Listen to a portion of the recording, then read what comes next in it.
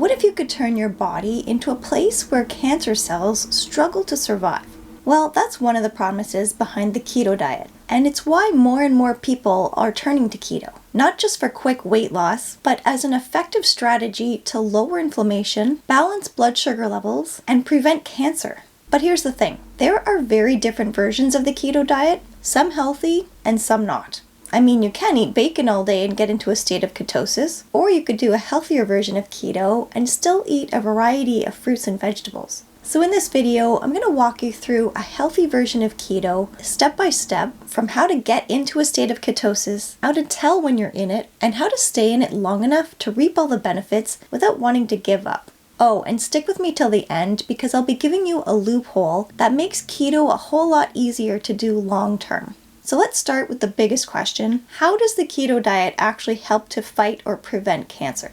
Well, most cancer cells, especially aggressive ones, are addicted to sugar or glucose. They love using it as their main source of energy so they can grow. And unfortunately, our modern diets are full of hidden sugars that create high sugar, high insulin environments in our body where cancer cells can thrive. In fact, 1 in 3 adults in the US are insulin resistant, and nearly 50% have diabetes or prediabetes. So if you go from eating bread and pasta and rice and potatoes every day to the keto diet, where you drastically cut out sugar and carbs, it forces your body to stop relying on glucose for energy and to start burning fat instead. Now, when your body breaks down fat, it produces ketones. And when these ketones become your new source of fuel, here's the kicker. Cancer cells struggle to use ketones for energy at all. Your healthy cells can use it perfectly fine, but cancer cells struggle to survive on it. Now, sure, this all sounds great, but keto isn't necessarily as easy as it sounds. To do it properly, you have to be diligent about what you're eating, and actually getting into a state of ketosis and staying there isn't always easy either. There's plenty of good, plenty of bad, and plenty of ugly.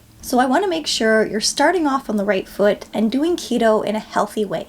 Let's start with how to actually get into a state of ketosis and stay there, because this is where most people get confused. You can't just eat steak and butter all day. I mean, you can, but there's a much healthier way to do it. And once you understand the process, it gets a whole lot easier. First, you need to get your body to a point where it starts burning fat instead of sugar. The keto diet is low carb, moderate amounts of protein, and high amounts of healthy fats. So around 70% of your daily calories are going to come from fat. It also means cutting your daily carb intake down to a very low amount, usually around 20 grams of net carbs a day, or around 5% of your daily calories. So net carbs means the total amount of carbs minus the fiber. For example, let's say a serving of vegetables has 5 grams of total carbs and 3 grams of fiber. That means it'll have 2 grams of net carbs. And yes, you still definitely do want to be eating certain fruits and vegetables like non-starchy veggies or low-sugar fruits. They're full of antioxidants and essential nutrients that your body needs to stay healthy. And fiber. Fiber is so important for so many reasons, like cancer prevention. So by eating low-carb veggies like mushrooms, broccoli, or kale, and low-sugar, high-fiber fruits like berries, you can still get your fiber in and stay in ketosis. Now you may be wondering, what is a moderate amount of protein? And this is where a lot of people go wrong. So eating too much protein can actually kick you out of ketosis because your body can convert it into glucose if you eat too much of it. But with that being said, not eating enough protein is an even bigger risk, especially if you're recovering from cancer or treatment, or if you're active or lift weights, or even if you're over 40 and you're trying to maintain or build muscle. Your body needs protein. So what's the sweet spot on the keto diet?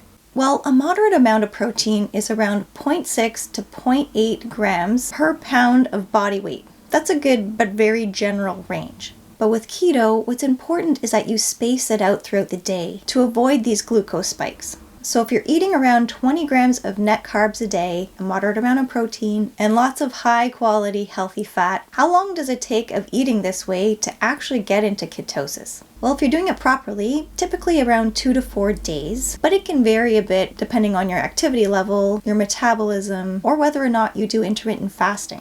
That can make a huge difference. Intermittent fasting, even with say just a 16 to 8 schedule where you're eating for only 8 hours a day and fasting for 16 hours a day, this can really speed up the process of entering ketosis. I know that when you first start the keto diet, you want to start cutting carbs and getting into ketosis as quickly as possible. But again, there's a healthy way and an unhealthy way of doing it, and it's often referred to as clean keto versus dirty keto. Dirty keto is when, sure, you meet your low-carb, high-fat requirements, but with unhealthy food. We're talking bunless cheeseburgers, processed meats, or packaged keto-friendly snacks. This is exactly what you don't want, especially for cancer prevention. They're full of inflammatory seed oils, artificial sweeteners, or low-quality meats. Sure, this might keep you in ketosis, but your cells will be swimming in inflammation, so you're really not doing yourself any favors. Clean keto, on the other hand, is when you eat real whole foods that your body can easily digest and use to heal. It's healthy fats like olive oil, avocado oil, ghee or grass-fed butter, pasture-raised grass-fed meat and wild-caught fish, low-carb fruits and veggies, and high antioxidant foods like berries, herbs, and spices. Eating these foods will not only help you to stay in ketosis, they'll also keep your gut healthy, lower inflammation, and help to regulate your hormones. So how do you know if you've actually made it into ketosis? Well, there are a few signs. You may notice you're suddenly not as hungry as often. Your mental clarity may also improve. You may notice weight loss, mostly from water, not fat right away. And some people even get kind of a metallic taste in their mouth. You do start losing a lot of water and can become dehydrated because carbs are what hold on to water in your body. And when they're eliminated, the water goes too. But unfortunately, along with it, you also lose electrolytes like sodium, potassium, and magnesium. That's why a lot of people get the keto flu in the first few days, where you feel headachy, tired, and maybe even nauseous. So just drink a lot of water and even consider taking an electrolyte supplement. But the best way to know for sure if you're in ketosis is to do a test. There are 3 ways to test for this. Test your breath, your urine, or your blood. And the easiest and cheapest way to do it is to just buy some keto testing strips that you pee on.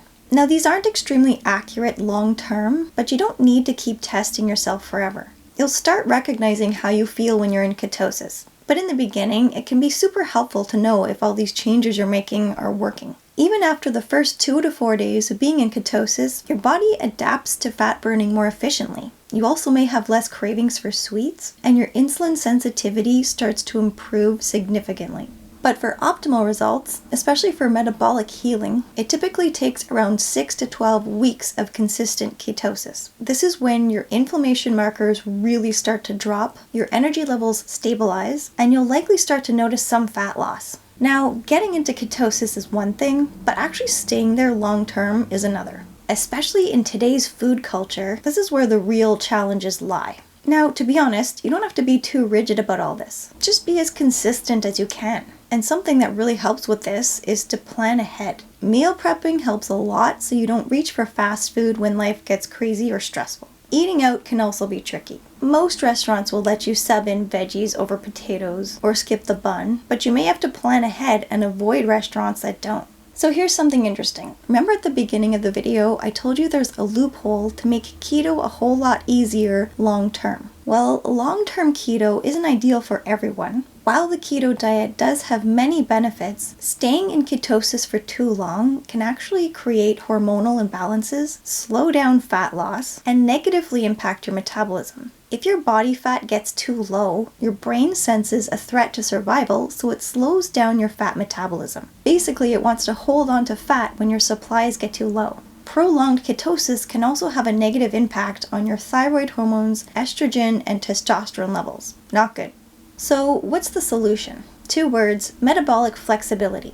It's teaching your body to switch between fat burning and glucose burning as needed. So once you get used to doing the keto diet, you can experiment with something called cyclical keto. This means after a few months of strict keto, you start taking a day every week or so where you eat more carbs or protein, but still with whole foods like maybe sweet potatoes or quinoa. What this does is it refills your glycogen stores and it gives you some metabolic flexibility without fully kicking you out of ketosis. The keto diet can be really powerful, but it's not for everyone. So if you have any underlying health conditions, please run it by your doctor first. But keto isn't just another low-carb diet trend. It can be a metabolic strategy. As long as it's done in a healthy way, it can shift your body into a state where you get rid of inflammation, insulin resistance, and take away the main source of fuel for any precancerous cells lingering. If you found this video helpful, please be sure to subscribe because I have more videos coming your way on fasting, nutrition, and how to heal from the inside out. And if you've tried keto before, drop a comment below and let us know what worked for you or what challenges you faced. Thanks for watching, and I'll see you next week.